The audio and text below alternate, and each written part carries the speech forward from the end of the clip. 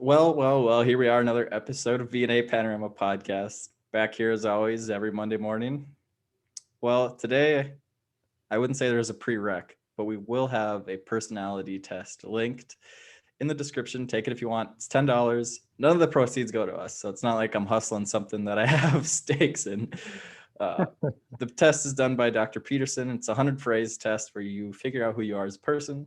You don't have to share those results with anyone, but Brandon and I are going to take the courageous leap forward and share our results for everybody, maybe to take that step for you to call to action, because you don't even have to show your friends. You could just show your significant other, or you're just a reflection upon yourself. So we all wonder like who we are as people, and there's some things that we just seem to, or we can't put into words, but this does, and it breaks it down into 5 traits. And I kind of want Brandon to take over to talk about the 5 traits, just general description, and then we'll go into each one into detail and what our results were and what that means for us. Yeah. So the 5, personality traits, or the 5 pillars, are agreeableness, and those break down into compassion and politeness. So if you're not very empathetic with others and you don't like being very polite to others, or you think someone's stupid, you're not going to be very agreeable. Conscientiousness, pronounced it right. Industrious and orderliness is what it breaks down into. And that's being able to get things done, and kind of just the way you look at everything, and being able to do orderly things, I guess, in a sense. Yeah, being orderly. Yeah, like you like things neat and organized, scheduling. You like to follow a schedule for most parts, kind of stuff like that. You like a job that has a set schedule, or maybe is working for somebody else, or it's like a set. Yeah, like everything's in order. Mm-hmm. And the next one here is extroversion, and that is sensitivity, or I guess I'll say the second parts: enthusiasm and assertiveness. So positive emotions, hope, joy, anticipation, all that stuff. And especially in, I would say, social situations. So if you like going out and about, talking to people, shooting the shit, extroversion is going to be your thing. That's kind of what that means. Neuroticism, not to be confused with eroticism. It's about how afraid you are of everything, which might be some people's kink, but neuroticism is withdrawal and volatility. Those are the 2 things that it breaks down into. So if you're more afraid of the world, or if you think things have gone bad or are going to keep going bad, that's what neuroticism kind of falls under. And then the last pillar is openness to experience. And this ends up being broken down into openness and intellect. And it's important to know that intellect isn't necessarily IQ. How smart you are. Yeah, it's not IQ. It's not IQ. It's more being able to understand and be willing to take in abstract concepts.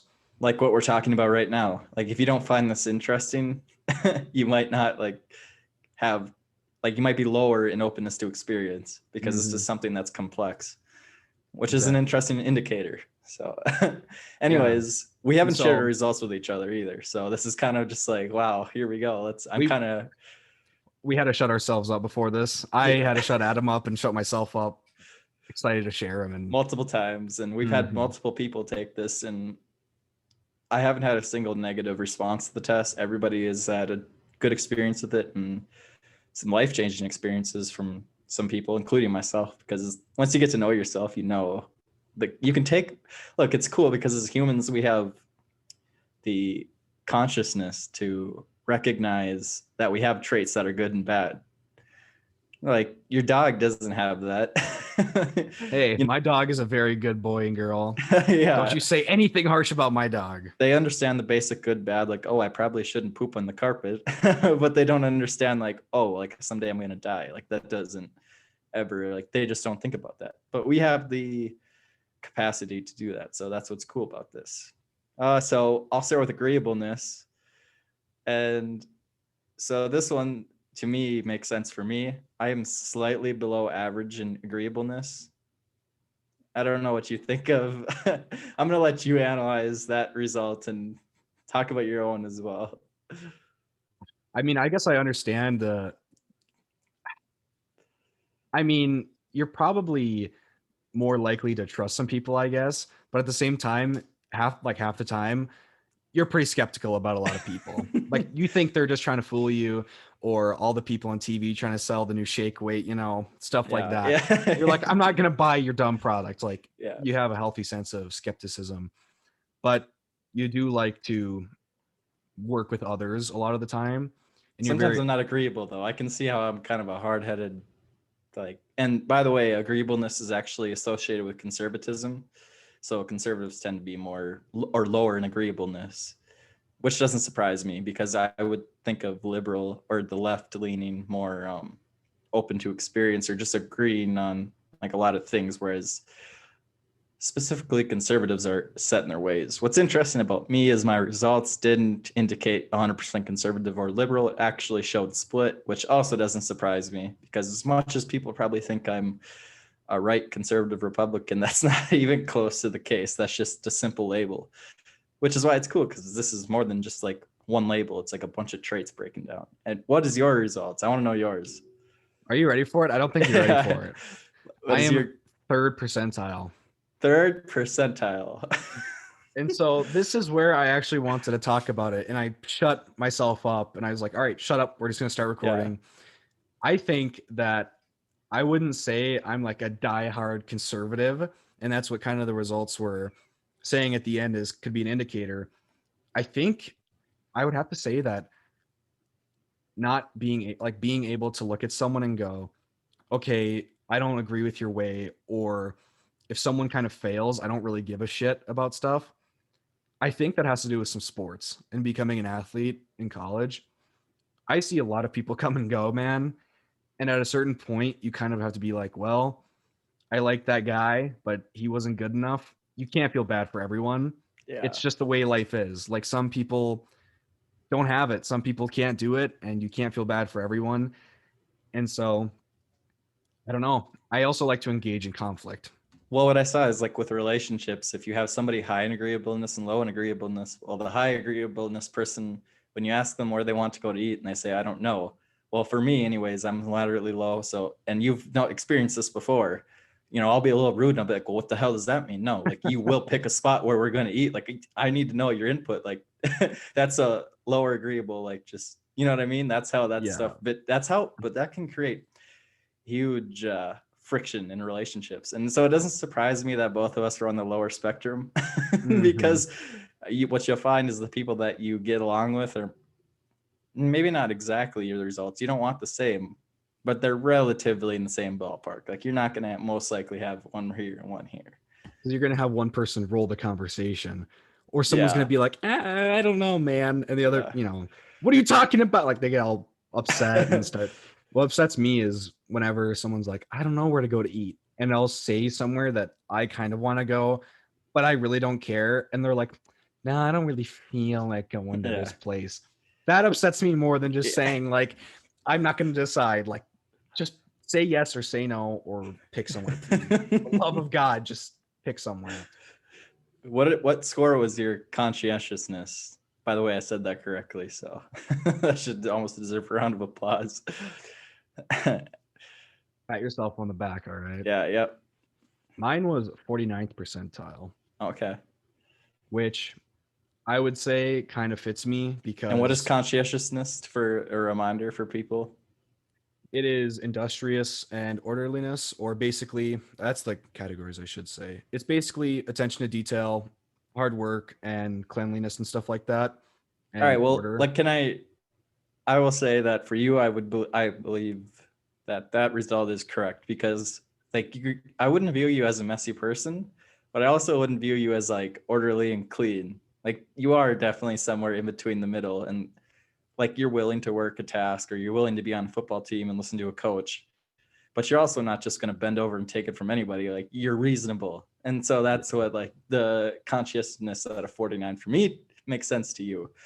Uh, Conscientiousness is that also like complex thought, or is that neuroticism? I believe that's neuroticism. I believe that is neuroticism. Yes, neuroticism. So that doesn't have to do with conscientiousness. But for me, I'm lower on the spectrum of conscientiousness.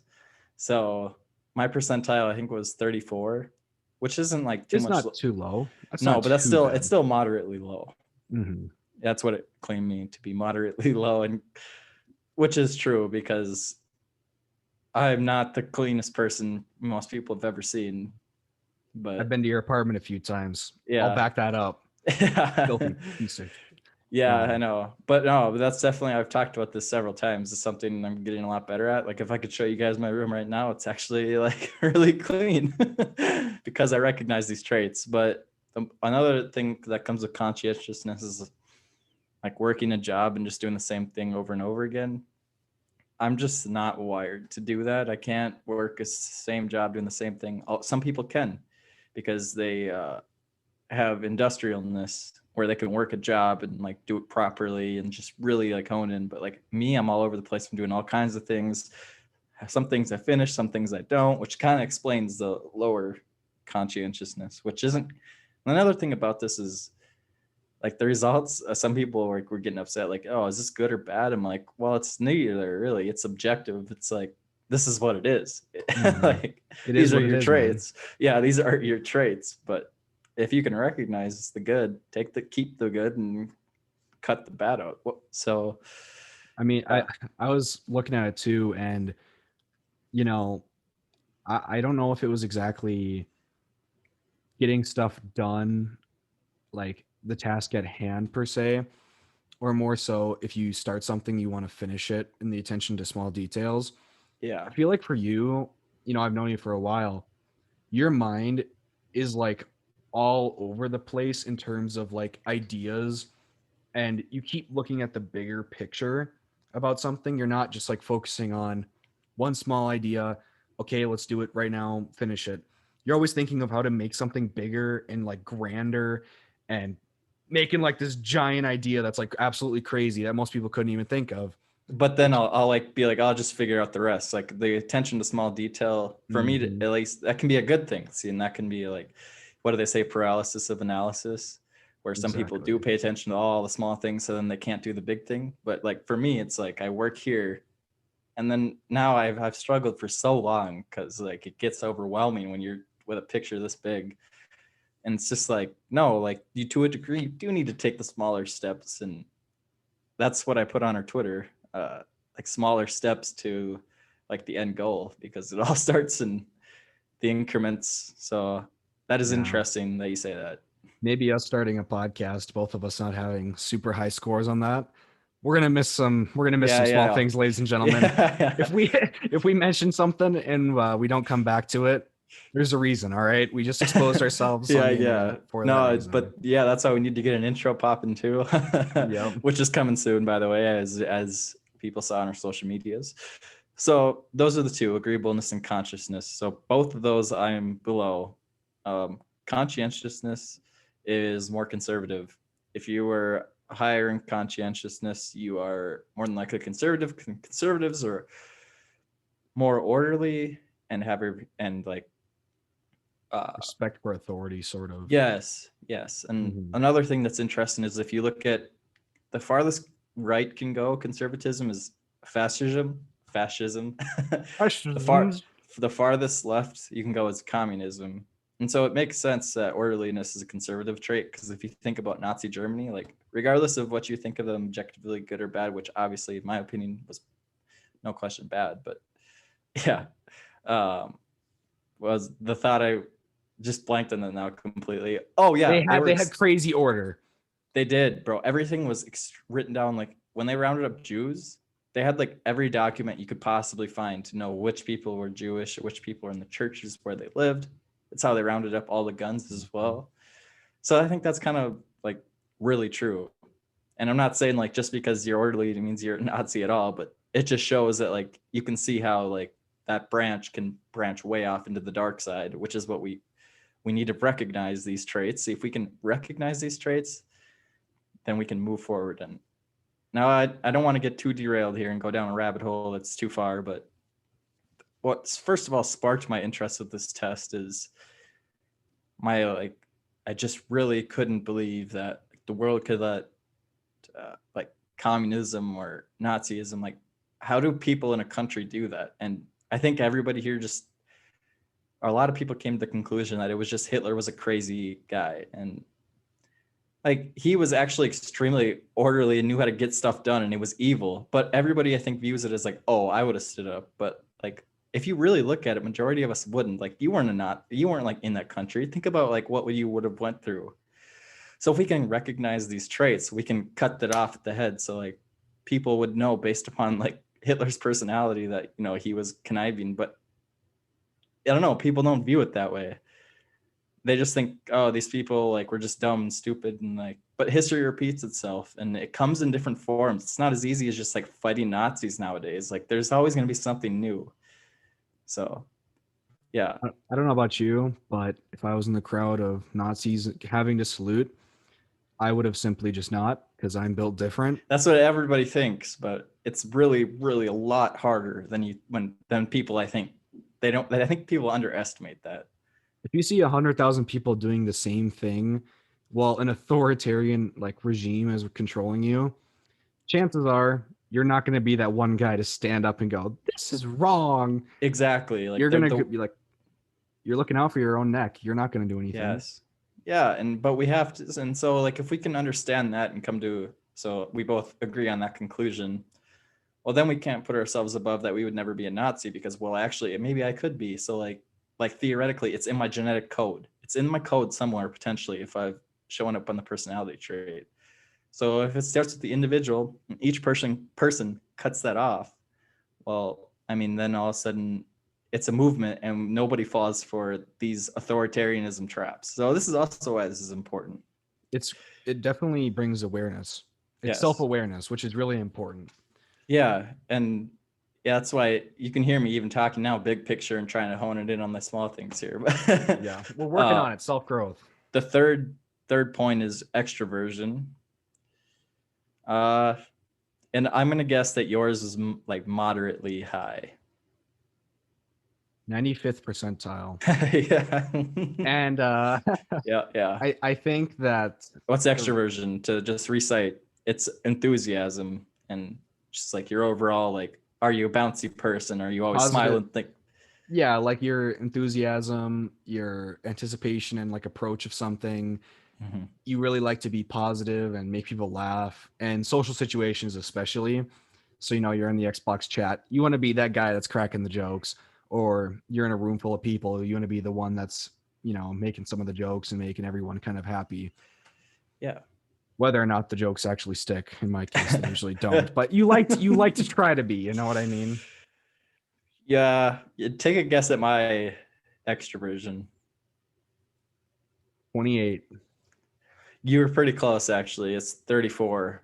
Yes! Yeah, moderate. Which the description of it was like, this person doesn't get high, doesn't get too low, but like has his happy moments, but has their sad moments, and but like sees it for as it is. Laughs sometimes, but like doesn't laugh at things that aren't funny. Yeah, you know what? Like I'm not the most crazy enthusiastic person. I'm a little bit socially awkward sometimes. Sometimes. Yeah, but like I'm not just like a total just disability, like can't do anything. Like I can still like I'll go to a social gathering, I'll go to a party, but always in moderacy because I don't like too much social interaction. Like I can go in my room, hang out for a day, it's fine. I can also go out and hang out with friends, and that's fine. I can see like you need social interaction. You constantly just need to be around people talking, which isn't a bad thing. That's just, again, like we've said, that's objective. Like it's never nor good or bad. That's just how you're wired. Yeah, I mean, if you look at even like the amount of work that gets done, for me, if I'm by myself, I'm more likely to get work done, because if anyone is around me, the chance that I'm going to get distracted or want to talk to them is super high. Mhm. So that's why if I'm doing some homework and I go to the corner and I lock myself in, it's not because I hate everyone else. It's because I'm doing it for my own good. You know, it's like locking a dog away. Yeah, I agree. That is definitely how you get. It's like, or even the COVID. We've talked about this before, but the lockdown, like for people like you, it was probably just like crazy. Like no wonder, like you ate and just put on just like you needed to keep busy, and sometimes that's eating and putting on 20 pounds. Hey, eating is busy work. Also, I put on 30 pounds. What, mind your tone. Okay, All right. okay, all right. Anyways, the last, or not the last trait, the fourth trait, neuroticism. What were your results for that, and what do you make of it? So mine is 76th percentile, which I thought was a little high. And can you explain what neuroticism is one more time for people? It's sensitivity to like negative emotions, pain, sadness, fear of like danger, or being really anxious. I think my results are I get really anxious about stuff that I'm not going to get it done, probably because I postpone stuff all the time. So I get nervous. Procrastination. Exactly. And, you know, we were talking earlier that we think people that are higher in this category might be more prone to the fear of COVID and being afraid of the effects of it and all that stuff. I don't, you've heard me talk about it. I really don't think COVID is that scary personally, but I also think that the fear of being caught at a party and getting my scholarship taken or stuff like that, there's a lot of dangerous situations that I think I could put myself in personally. So I think that's why it's so high. There's just a lot of things that I think I'm afraid of losing. So I'm not going to put myself out there as much as I should, which is good for not wanting to ruin stuff, but also bad because, well, you're not going to get any better if you're not going to risk a little bit out there, put some flesh in the game. Yeah, No. mine is like moderately high. I think it was 59, which makes sense because like I'm definitely an anxious person, but I'm also willing to take some risk, as most people know. Like I just kind of do stick my head out there, and I'll say some stuff, I'll do some stuff that I think people with very high neuroticism wouldn't do because it's too much of a gamble, or you could lose a lot, and that just keeps people up all night. And some people need a secure job. Again, higher probably in industriousness if you are like that, and higher in neuroticism as well. I'd like to see that connection actually on a scientific basis. I wonder if there's something connected to that. So like if you're high in neuroticism, you're scared taking risks, so you're more than likely to work one job for a long time, right? Wouldn't that make that's it? No, this is a Yeah, hypothesis, I but think that I think no, I'm pretty sure actually that was said that you're more likely to get a degree and then get that job with that degree because mhm. you're afraid that if you don't get that job and degree, you're never going to have a job for the Well, it rest kind of of your fulfills a life. destiny too. Like this is what I Yeah. was set out to do, like working, which is okay. And again, this is all just personalities now, and I think it's helped me understand that some things aren't always just disagreement on disagreement. It's like we're biologically thinking different, and there are very few things you can do to drastically change it. You can change it a little bit to help yourself, which is why it's nice for people in relationships to take the test, because they can share them with each other. And but once again, like if you look at our results, like, and the correlation of us relatively having about the same score is a good indicator that we're probably friends. If you just look at the test and not just say, are these two friends or not? You would say probably yes. Yeah. Just based upon our personalities, without us even having to meet, you can predict things, which is cool. I really like that. I like the analytics. Uh, and then openness to experience. So mine is high. My openness to experience is high. By the way, openness to experience is if you're higher in openness to experience, it's a liberal trait. Liberal doesn't mean like what people think it does either. Like I think some people who are Republican associate liberalism as like what the leftist movement is now, but it's became so radicalized that it's almost like straight off from that. Mhm. But at liberalism at its core is higher to openness to experience, which is I'm very high in that. I've been all over the place. I've been all over the world. Um, and then I'm like open to new ideas, and I'm constantly like listening to stuff and constantly just really thinking about stuff, which is also probably explains uh, where or neuroticism, where you can like tackle complex, or you want to at least take it on it's voluntarily you're taking those Mhm. like things on. Like nobody volunteer or is forced to think about deep philosophical ideas well, unless you're in school, which you're probably not paying attention and engaged anyways if you don't care. But Just gonna pull the phone out under the desk and be yeah, swiping well, on that instead. I'm gonna guess your openness to experience is probably moderate, or I would say moderate. Mine is, it says very high. Okay. I think for me, my openness to experience, it says 89th percentile, which I think is a little high. The reason why I think it's so high for myself, I guess, is the abstract thinking and the meaning of beliefs and systems and kind of questioning stuff. And I really like movies. Like whenever I try to watch a movie with someone, I have to kind of engage myself in it and really think about it. And I like watching them over. I like music. You know, me and you absolutely love music, See, and this is off a personality trait, which would explain why.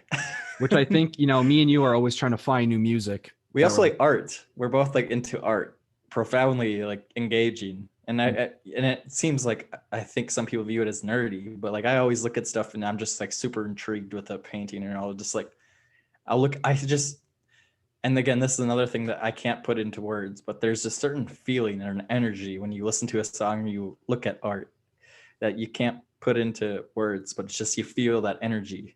And I think it's just hardwired in your brain to be more sensitive to those feelings if you have a higher openness to experience.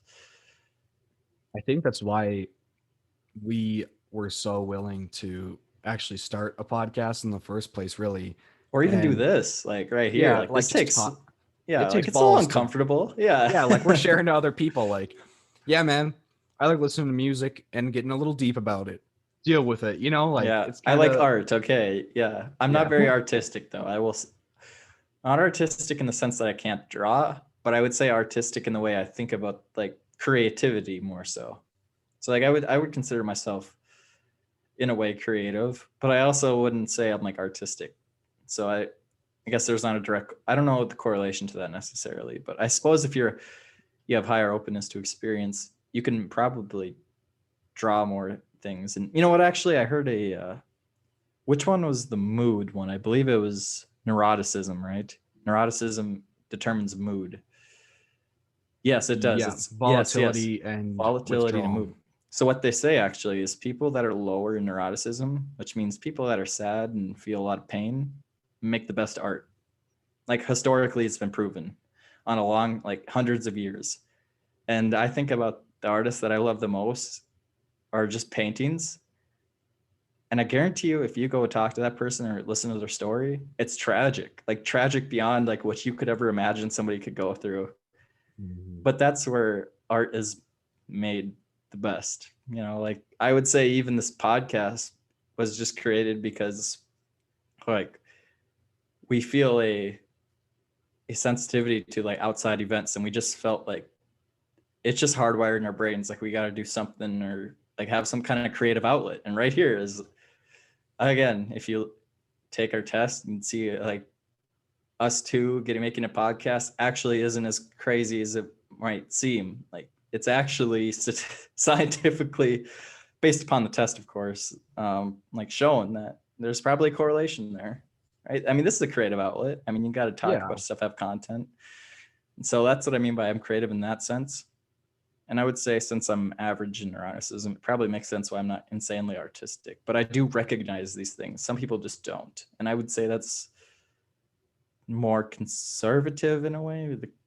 And it kind of has to do with the orderliness. Like art is all over the place sometimes, although it can be in an order and have purpose, which, you know, oftentimes it does, but it's a weird mix of being disorganized but organized. You know what I mean? With a lot of art anyways, yeah, especially music, like it can be chaotic, but they'll always make it sound good. Or for the most part they will. yeah. I mean, there's so much moving, there's so many moving parts going on that it just seems like chaos to a lot of people who aren't well versed in it or maybe don't have that openness to like the intellectual quote unquote where they're able to think about it on a deeper level and like to engage in thinking about something like beyond surface level, which I think a lot of people who are very straightforward to the point and don't really give a crap about, like, oh, there's a painting, Okay, like they don't care. But if you look deeper into a lot of stuff, there's a lot of layers to it, like an onion, Shrek.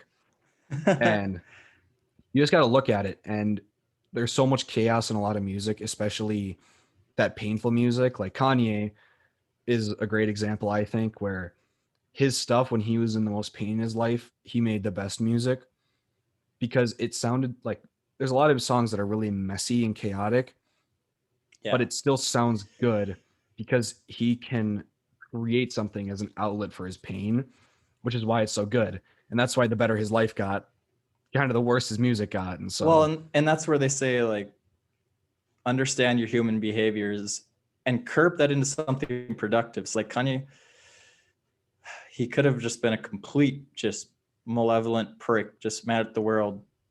And like some people say he's cocky and all that, and I understand like he's definitely like I would love to see like what his personality test says.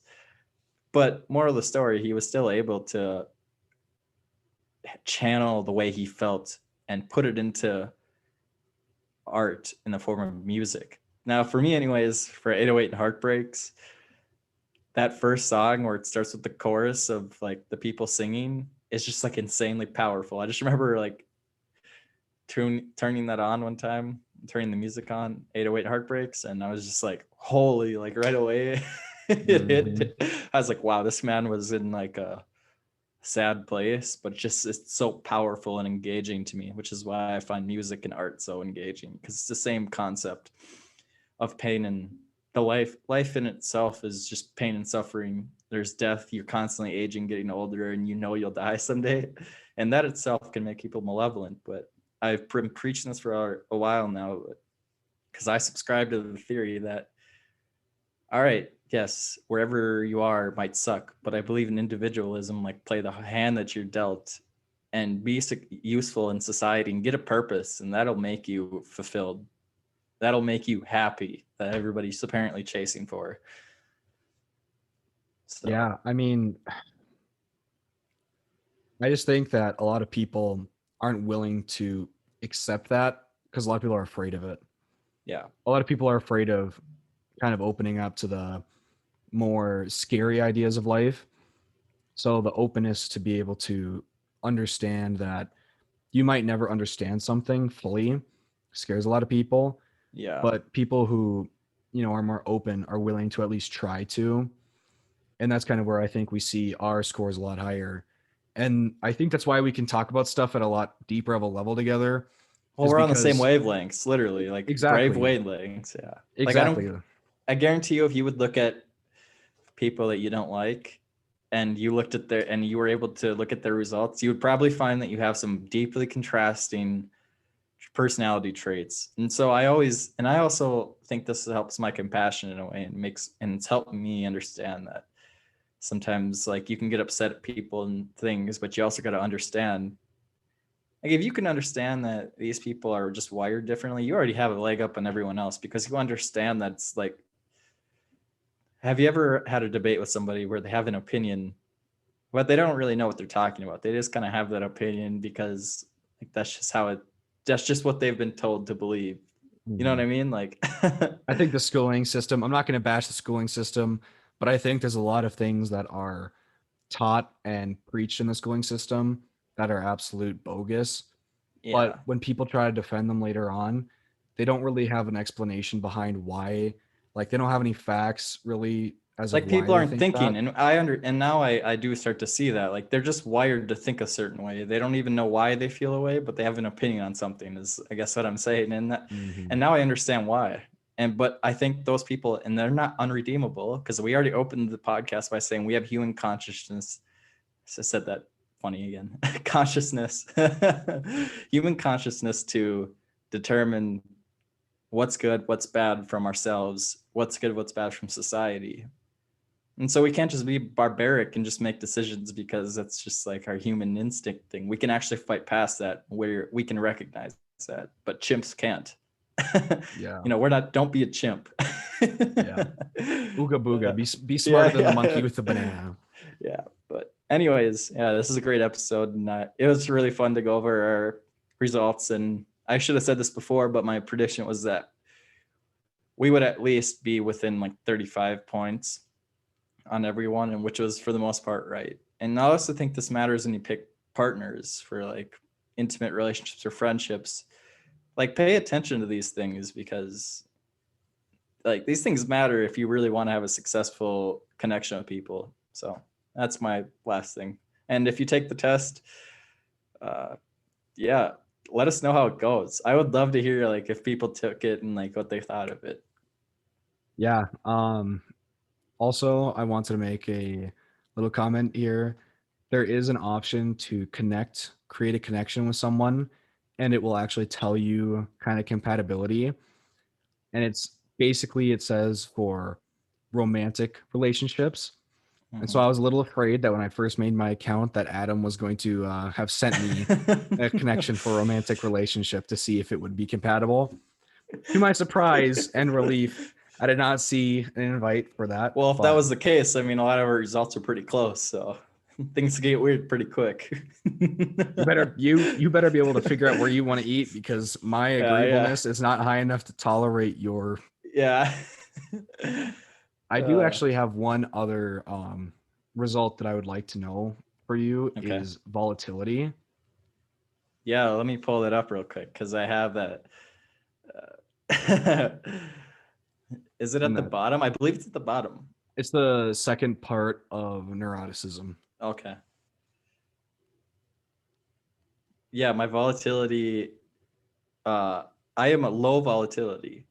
Individuals low in volatility are stable and predictable in their moods. They're not irritable and feel much less disappointment, frustration, pain, and loneliness. I would say to a degree that's true. I don't feel too much loneliness now, not really. But I would say I definitely feel like the human pain and suffering and just the human experience. Like I'm hyper aware to that in a degree. But I would say low. I would say moderately low. That's accurate. What do you think? What was yours?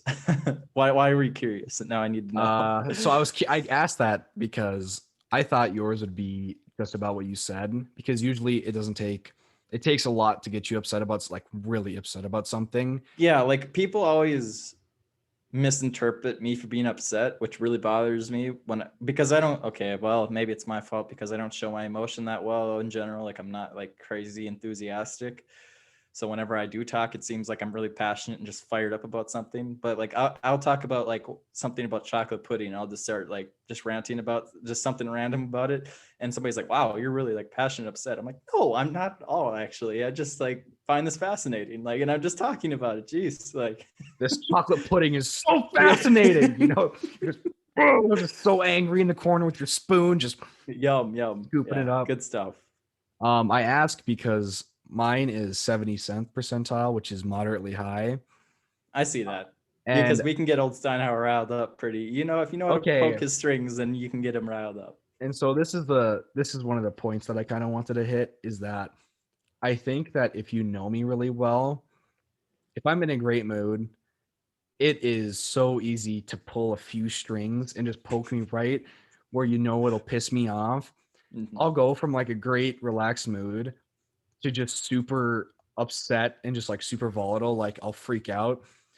But I think otherwise, the regular person, I could hear a baby crying, and I hate children like that aren't my own. Yes, that is very much how I feel too. If I don't know that child, I'm like, why did you have kids? When I hear a baby crying in a restaurant, I'm like, please get this baby out of here. Trust, that's how I am too. Like anytime like you hear kids or babies screaming, everybody always looks at me like expecting me to have some kind of reaction where I'm just like, no, please, just. No, but yeah, no, for mine, I guess it was really high. I think that it says they can be sometimes provocative in a dispute if they're really low in agreeableness. I like to think that if I have an opinion strong about something, I tend to not back down if they try to upset me about it. Like I know that they don't actually care, but they're trying to upset me. I will end up getting a little bit riled up about it. See, and I'll say that I'm usually pretty good at setting the trap for a lot of people in that sense. Like I like to pull strings and get people rowdy, and it doesn't take much what you'll find. But most of the time I'm doing it to actually see how somebody feels about something. Because when you get them emotional and riled up, you're able to like get them to actually open up and talk about something and like tell us how you really feel. Exactly. You know. But anyways, I yeah. always say that to my dad whenever he says something just outrageously horrible or mean about something. And I'm like, wow, man, tell me how you really feel about it. You know, like as if no one could tell what you were really trying to say there. God, I wish that person would just fly off a bridge. You know, they were going like 3 under the speed limit. God, blow them up with a bazooka because they were going. It's like, oh, tell me how you really feel about that person. You know, road rage. But anyways, exactly. I think this is a good way to end today's episode.